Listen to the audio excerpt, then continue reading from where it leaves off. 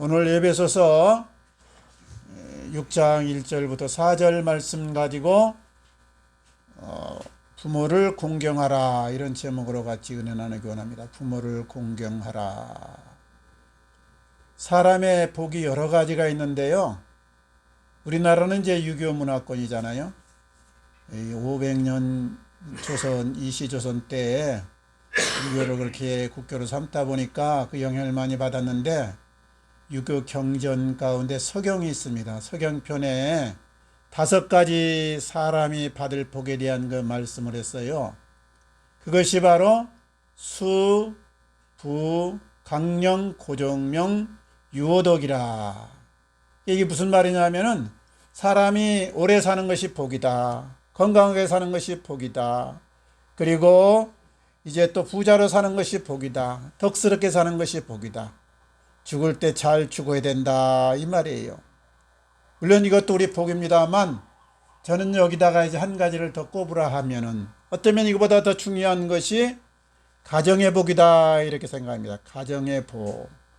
우리 부모를 잘 만나고 또 좋은 배우자를 만나고 그리고 좋은 자식을 우리가 양육하고, 이것이 바로 어떤 데는 복이고 또 큰 복이고 가장 중요한 복이다 이렇게 생각합니다.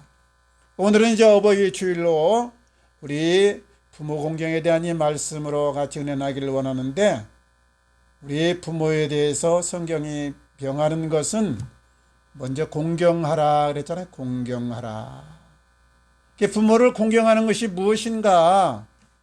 이 부모 공경은 우리가 아는 대로 모든 인간 도리라든가 예의의 으뜸입니다. 그래서 모든 종교에서는 효를 그렇게 강조합니다. 또 우리 성경 말씀에도 사람에 대한 계명 가운데 첫 번째를 부모를 공경하라 이렇게 말씀하면서 네가 땅에서 잘되고 장수한다 이런 약속까지 또 첨부해 둔 것입니다. 그만큼 이제 부모 공경이 중요하고 우리가 지켜야 되는 도리라는 것을 말씀하는데요. 왜 우리가 부모를 공경해야 되느냐, 어떻게 공경해야 되느냐.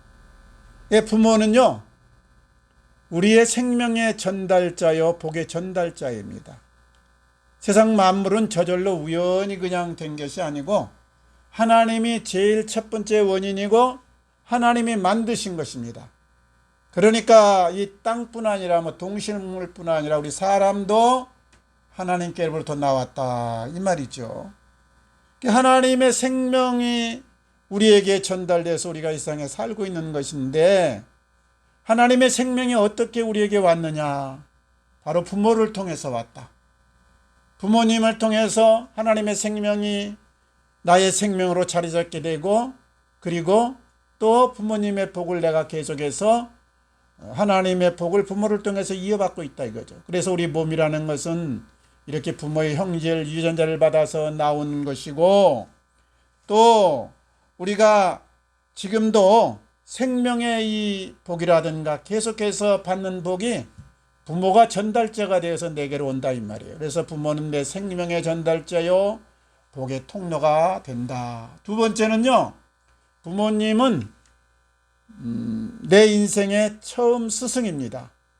우리가 아는 대로 나비는 이렇게 탈바꿈을 하면요 곧바로 날아가서 꽃을 찾고 꿀을 빱니다.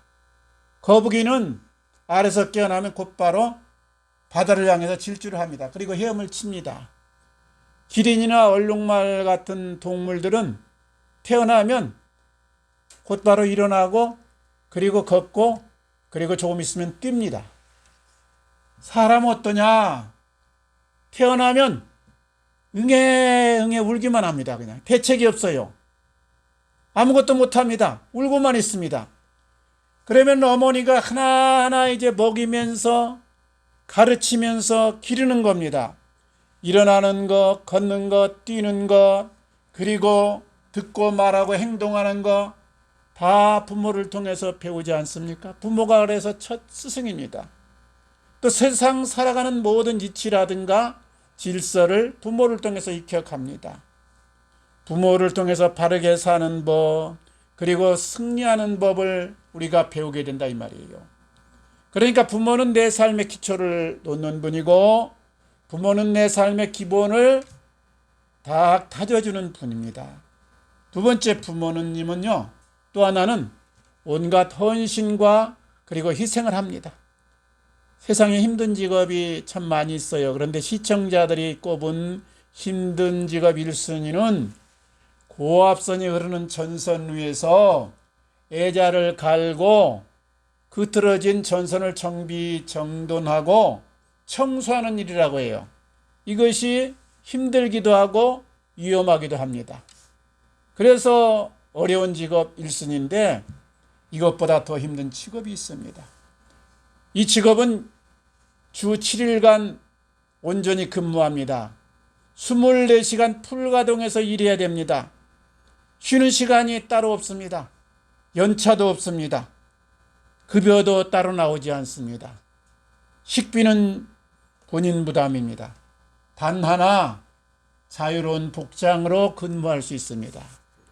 이 직업의 이름은 바로 어머니입니다.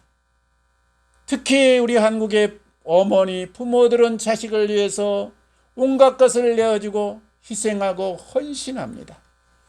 사실 우리가 오늘날 이만큼 살게 된 것은 우리 부모님들의 희생과 헌신이 있었기 때문입니다. 그래서 부모님의 은혜는 하늘보다 높고 바다보다 넓으며 깊다, 이렇게 말씀하는 겁니다. 부모를 통해서 내가 세상에 왔을 뿐 아니라 부모를 통해서 내가 오늘 이렇게 복되게 살고 있다는 말입니다. 그러니까 오늘 어버이 주일에는 우리가 특별히 이 부모님의 은혜를 되새기면서 부모의 은혜를 기억하면서 부모를 공경하는 이 삶을 살아야 될 것을 말씀하는 겁니다. 그래서 우리가 부모를 공경하자. 그럼 어떻게 공경해야 되는가? 말로만 해야 되는가? 아니면 노래만 불러야 되는가? 오늘 여기 말씀에 첫 번째, 내 부모에게 순종하라. 그래서 순종하라. 주 안에서 순종하라. 부모님이 늘 내가 보기 옳고 바르고 존경스러우면 얼마나 좋겠어요. 그러면 순종이 저절로 나오겠지요. 그러나 꼭 그렇지만은 않습니다. 그래도 어린 경우에는요, 부모 말씀에 따릅니다. 부모가 억압을 하고 매를 들어도 말을 들어요. 그런데 나이가 들어가면은 순종하지 않고 고역하기 시작합니다. 왜 그럴까요? 부모의 힘이 나보다 약해졌으니까. 그리고 부모가 하는 것보다 내가 더 많이 한다고 생각하니까. 또 하나는 더 이상 부모에게 탄할 것이 없으니까. 그래요. 모든 부모가 다 옳고 다 훌륭하다고 할 수는 없습니다.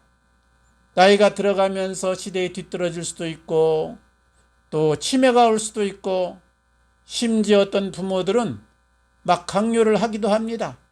그래서 결혼이라든가 직업이라든가 이런 선택의 문제를 좌지우지하려고 합니다. 또 예수를 못 믿게 할 수도 있습니다. 그래서 이 부모 공경이 쉽지 않는 겁니다. 맨날 술 취한 아버지를 어떻게 그렇게 공경할 수 있고 또 몸이 아파서 누워서 뒷바라지를 계속해야 되는 부모를 언제까지 우리가 돌보면서 공경해야 된다는 말입니까? 그래서 우리가 부모를 잘 이렇게 순종하려고 하면요, 먼저 하나님께 지혜와 그리고 힘과 능력을 공급받아야 됩니다.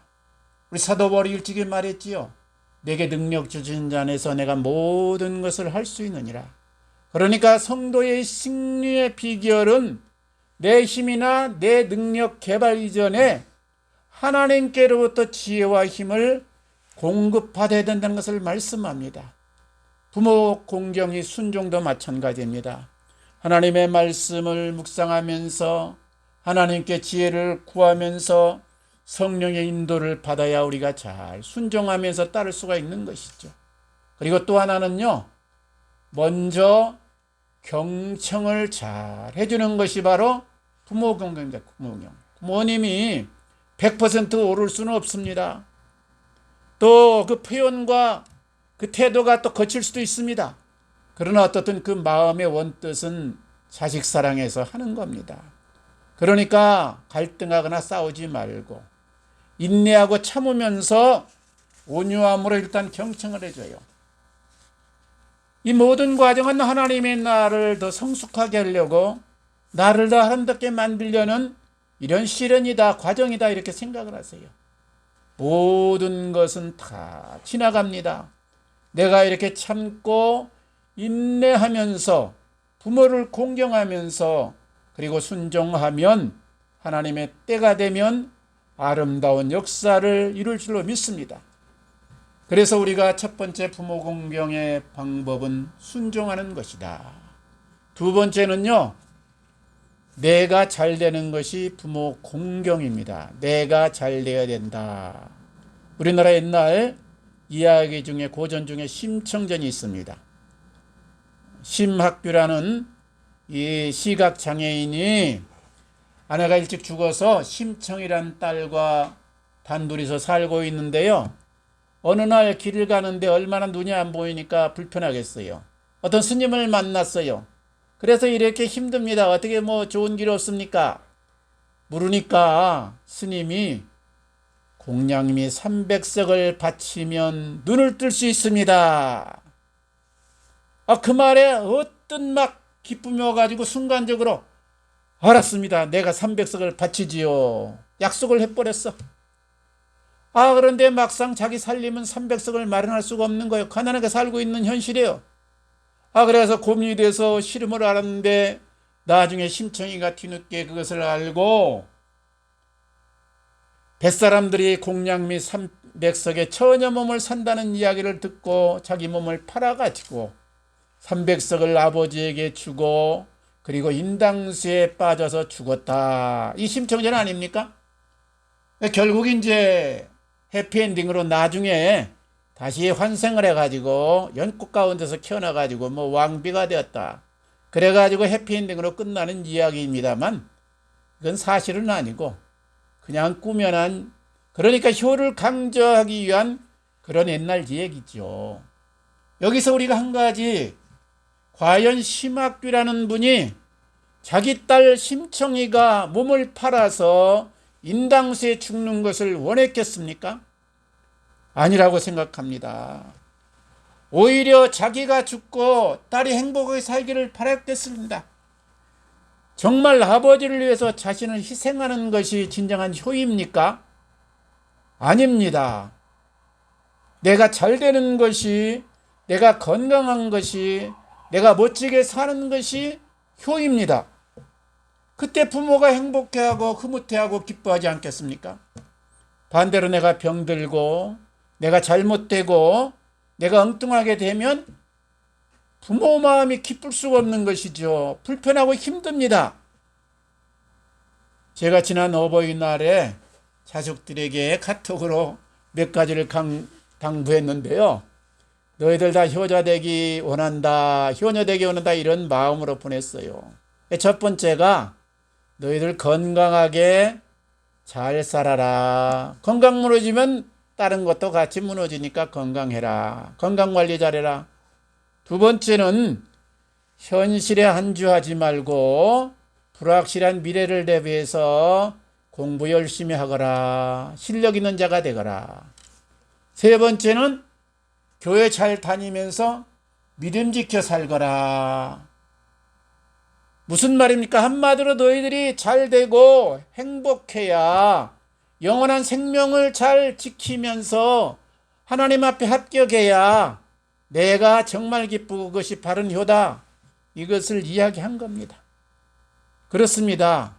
부모는 용돈 많이 주는 걸 그렇게 원하는 것도 아닙니다. 주면 좋고 안 주면 말고, 또 장례를 잘 치르고 명당 자리에 안치를 하고 제삿날 되면 꼬박꼬박 제사 드리고, 이건 다 옛날 얘기입니다. 그러면 잘 된다는 이야기, 거짓 정보에 의해서 그 잔재가 남아있는 것이지, 부모는 돌아가신 다음에는 소용없습니다. 인연이 끝납니다. 살았을 때 공경해야 됩니다. 살았을 때. 그것이 하나님의 뜻이에요. 부모에게 최대 불효가 뭐냐? 내가 먼저 죽는 것입니다. 더 심한 것은 내가 자살을 해버리면 부모 마음에 못을 박는 것이고 부모는 그 외에는 살아도 사는 것이 아닌 것입니다.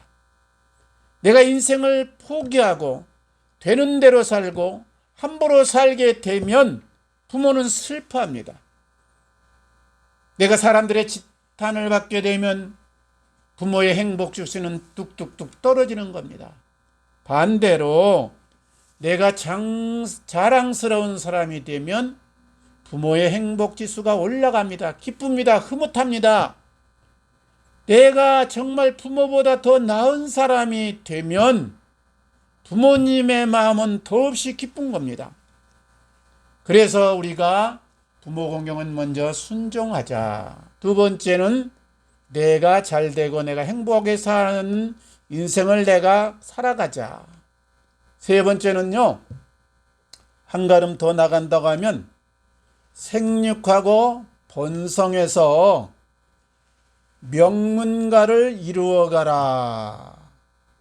저는 욕심이 많아서 자식이 잘 되는 것뿐 아니라 우리 손자, 손녀가 잘 되고 또 증손자도 잘 되고 대대 후손들이 잘 되어서 믿음의 명문가를 이루었으면 좋겠습니다. 그래서 그렇게 아이들에게도 말하고 또 그렇게 기도하고 있습니다. 믿음의 명문가를 이루려고 하면 방법이 세밀하게 여러 가지가 있을 수 있지만 딱 하나 하라고 하면 내가 삶으로 본을 보여주면 됩니다. 자식은 부모의 판박이다 그러잖아요. 부모를 따라서 그렇게 되어지는 겁니다. 자동으로. 그러니까 공부 잘하는 아이를 원하면은 내가 저녁에 와서 텔레비 보고 엉뚱한 것 하지 말고 공부하는 모습을 보이기 바랍니다. 자녀가 건강하게 즐겁게 행복하게 살기를 원하면 내가 그렇게 즐겁게 행복하게 사는 것을 그대로 보여주기만 됩니다. 말로 아무리 하고 매로 아니면 교훈으로 한다고 해도 그것이 먹혀 들어가지 않습니다. 본대로 그대로 따라서 하는 것이거든요. 그러니까 내가 본을 보이면 된다. 한마디로 말해서 내가 신앙의 명문가를 자사손손 이어가기 원하면 하나님 앞과 사람 앞에 성실하게 아름답게 착하게 살라 이 말이에요. 끝으로 부모 공경은요, 늘 하늘 소망 중에 기쁨 중에 살도록 도와주는 것입니다. 먼저 부모에게 우리가 순종하자. 내가 잘 되면서 복되게 살아야 된다. 그리고 명문 가문을 이루어가라. 끝으로 우리가 부모의 노년을 생각해서 늘 기쁨과 소망 중에 살도록 도와주기 바란다 이 말이에요. 사람은 무엇으로 사는 겁니까? 빵으로 사는 겁니까? 아니면은 밥으로 사는 겁니까? 이것은 육신이 좀 그런 것이고요. 사실은 소망으로 사는 것이고 희망으로 사는 것입니다. 장래에 아무 바랄 것이 없다. 장래가 절망이다. 그러면 죽는 것입니다. 그래서 일찍이 덴마크의 케르케고르가 외쳤잖아요. 절망은 죽음에 이르는 병이다. 절망하면 살아도 사는 게 아니라 이 뜻이에요. 그런데요, 나이가 들면 누구나 다 마찬가지지만 하나 둘 떠나거나 놓아야 됩니다. 자식도 독립해서 나가고 배우자도 나이 들면 떠나고 친구도 떠나고 나중에는 일도 떠나고 내 건강마저 내가 놓아야 되는 때가 옵니다. 그러면서 힘도 떨어지고 의욕도 떨어지고 즐거운 것도 잘 모르게 되고 떠날 날이 가깝다는 이 죽음 앞에서 점점 시들시들하다가 절망하게 된다 이 말이에요. 그래서 아무리 젊을 때 멋지게 화려하게 살았다고 해도 노년은 쓸쓸하고 허무합니다. 그리고 죽음 앞에서는 모든 인생이 불안해하고 절망을 하는 겁니다. 고린도후서 4장 1절 말씀입니다. 우리 겉사람은 날로 후패하나 낡아지나 속사람은 날로 새롭도다. 겉사람은 늙어지고 점점 기력이 쇠하는데 속사람은 날로 새롭도다. 사도 바울의 고백입니다. 나이가 들고 떠날 날이 가까운 걸 알았지만은 내 마음은 여전히 기쁘고 활력이 넘치고 소망이 있고 기대가 있다는 말입니다. 어떻게 이럴 수가 있는 겁니까? 죽음이 끝이 아니고 새로운 시작임을 알기 때문에, 하늘나라의 소망이 넘쳐났기 때문에, 하나님 주실 그 영광과 상급을 기대했기 때문에, 그래서 소망과 기쁨이 넘쳐났던 것입니다. 날로 새로운 기분이 되었던 것입니다. 지난 5월 9일 날 뽀빠이 이상용 씨라고 81세로 그렇게 죽었는데요. 돌아가셨는데 갑자기 그분은 태어나기를 미숙아로 태어났어요. 그래가지고 이모가 어떻게 희생적으로 돌봐가지고 생명을 부지하다가 나중에 철이 들어서 이대로는 안 되겠다. 그래서 단련해야겠다. 타고난 것 10%, 20%. 관리나 자기가 자기를 추스리는 것 70%, 80%. 예? 이거 늘 기억하세요. 그래서 그때부터 몸을 단련했어요. 고등학교 때 대전고에서 미스터 대전고 뽑혔습니다. 아주 몸이 제일로 건강하고 몸이 제일로 당당하고 멋지다 이 말이죠. 고려대학교 다닐 때는 미스터 고대로 뽑혔습니다. 이거 어떻게 됐냐? 어릴 때 교회 갔더니 하나님이 몸을 선물로 주셨는데 타고난 게 좀 있긴 하지만 관리 잘해라. 너 하기 나름이다. 달란트를 개발하라. 이 말씀을 듣고 자기를 단련하고 그리고 자기를 자꾸 정비하고 그렇게 했더니 몸도 건강해지고 몸과 함께 마음도 쾌활해지고 얼마나 성격이 밝은지 몰라요. 제가 전에 용인살 때 길 가다 우연히 만났는데 아주 말도 멋지게 하고 아주 밝고 성격이 말이죠. 야, 나도 저런 형이 됐으면 좋겠다. 저 사람처럼 되고 싶다. 이런 마음이 절로 들더라고요. 그분이요, 노년을 맞아가지고 자기의 재산, 그동안 연예계에서 활동한 재산이 있어서 이거 하늘나라에다 쌓고 가야겠다. 어차피 인생은 죽는 것인데 그래서 한 것이 있어요. 567명의 신장병 환자들을 위해서 그렇게 많은 재산을 내어놓고 선한 일을 했습니다. 그리고요, 나이가 더 들어서는 하루에 10만 원씩, 그러니까 한 달이면 300만 원쯤 되는 돈을 1,000원짜리로 딱 바꿔가지고요, 그걸 100장씩 되죠. 하루에 갖고 다니는 게. 그걸 다니면서 전도하고 사람들을 격려하고 선한 영향력을 끼치면서 돈을 줬어요. 돈과 함께 주니까 잘 먹혀 들어가지 않아요? 이게. 그래서 참 그분을 통해서 예수 믿는 사람도 많고 그리고 또 그 선한 영향력을 받아서 기부한 사람도 많이 생겼습니다. 우리 부모님이 이렇게 죽음이 가까워도 평안 가운데 즐겁게 활력 있게 소망을 가지고 살면 얼마나 좋겠습니까? 죽음 앞에 평안하고 소망 있고 활력 있는 것은 좋은 명당 자리가 예비되어서 되어지는 것이 아닙니다. 수의나 좋은 관을 준비했다거나 자식이 기를 찾아서 제사를 지내준다는데 이런 마음이 드는 것이 아닙니다. 이것과는 상관이 없어요. 천국 소망이 없는 인생은 죽음 앞에 노년 앞에 쓸쓸하고 절망할 수밖에 없는 것입니다.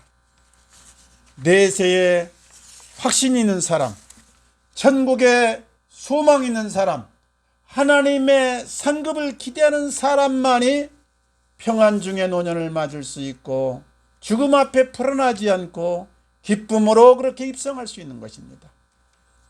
저도 노년을 맞았기 때문에 가끔 죽음을 생각합니다만 죽음이 불안하거나 두렵지가 않습니다. 오히려 소망이 넘칩니다. 그리고 기대가 됩니다. 왜냐? 저 영원한 천국에 확신이 있기 때문에 하나님 주실 상급을 바라보기 때문에. 혹시 믿지 않는 부모님을 두셨다고 하면은 부모님을 위해서 기도하시고 복음을 전하셔서 예수 믿게 하기 바랍니다. 그래서 천국 가운데 마음의 평안을 누리고 천국의 소망 중에 살면서 노년을 힘차고 죽음 앞에서 정말 기대를 가질 수 있는 이런 여생을 살도록 도와주시기 바랍니다. 이야기 하나만 마치겠습니다.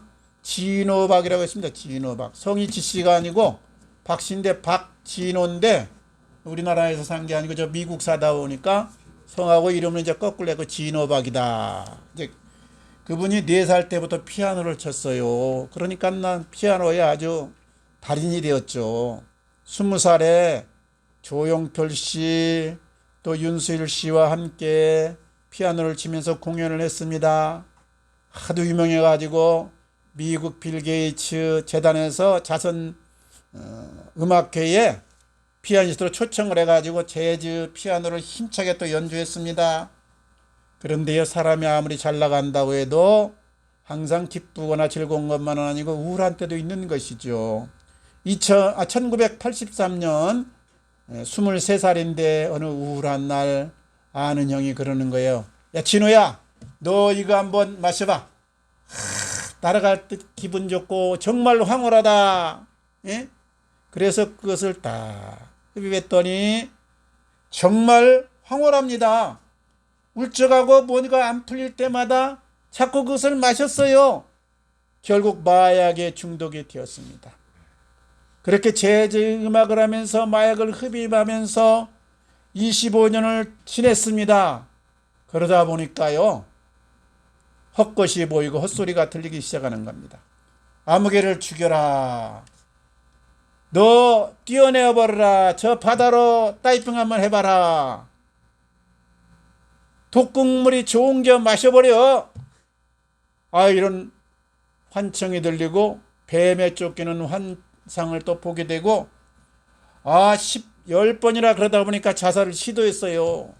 그런데 안타깝게도 성공을 못하고 그때마다 경찰이 건져주고 친구가 때마침 찾아와가지고 살아나고 이런저런 이유로 그렇게 다시 살아났습니다. 그래서 그렇게 살다 보니까 재미가 없고 아무래도 이게 위기 같아서 안 되겠다. 이 땅을 떠나자 미국으로 갔습니다. 그런데 미국으로 도망을 갔지만 평안을 찾거나 기쁨을 얻기보다는 행복한 삶을 얻기보다는 이혼만 당했습니다. 혼자가 되다 보니까 더 어렵게 되었죠. 어느 날 애틀랜타에서 차를 몰고 가다 교통사고를 당했습니다. 차가 엄청 부서졌기 때문에 사람들이 죽었겠구나.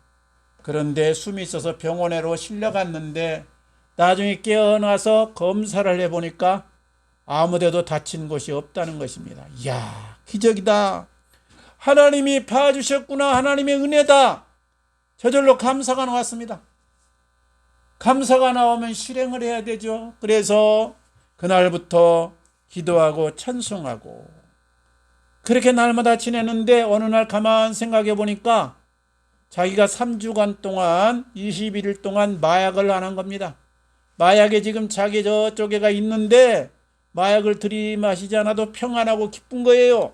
이야, 하나님이 마약을 끊게 하셨구나. 하나님의 은혜구나.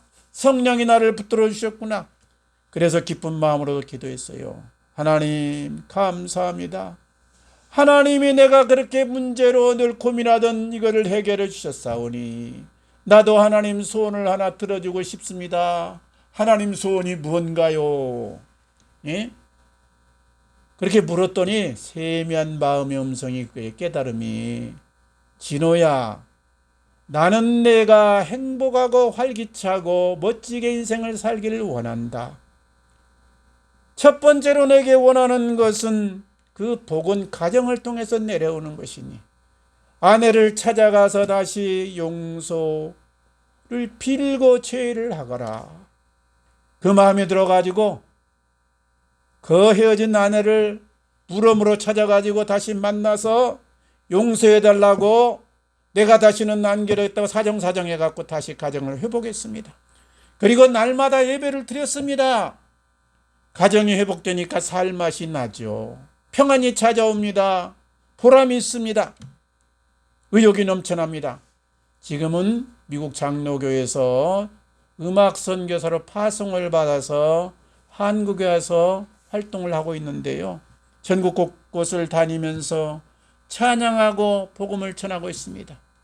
그래서 많은 청소년들을 주께로 인도하고 많은 가정을 살리고 그리고 열매를 맺고 있습니다. 진호박 선교사님 이렇게 말합니다. 주님의 부활은 끝나지 않았습니다. 주님의 부활로 내가 다시 살아났고 우리 가정이 살아났습니다. 제가 회복되었습니다. 주님의 부활은 하루하루 살아가는 제 여정의 활력이고 제 삶의 기초가 되고 있습니다. 저는 여전히 살고 있지만 날마다 살아계신 역사를 체험하면서 감사와 찬양이 절로 나옵니다. 사랑하는 성도님들, 하나님은 우리가 가정을 중심으로 생육하고 번성하며 행복하게 살기를 원하는 것입니다. 네 부모를 공경하라. 이것은 약속 있는 첫 계명이니 이로써 내가 잘되고 장수하리라. 우리 어버이 주일을 맞아서 다시 부모님 은혜를 되새기며 부모를 잘 공경하고 어른을 잘 받들며 순종하기 바랍니다. 그리고 내가 바르게 살고 행복하게 건강에 살아서 기쁘게 해드리고 명문가를 이루어서 믿음의 명문가를 이어가기 바랍니다. 그리고 부모님의 여생이 천국의 소망 중에 기대와 활력으로 살 수 있도록 도와주시기 바랍니다. 그래 부모 공경에 승리하시기를 우리 주님 이름으로 축원합니다. 같이 기도하겠습니다. 아버지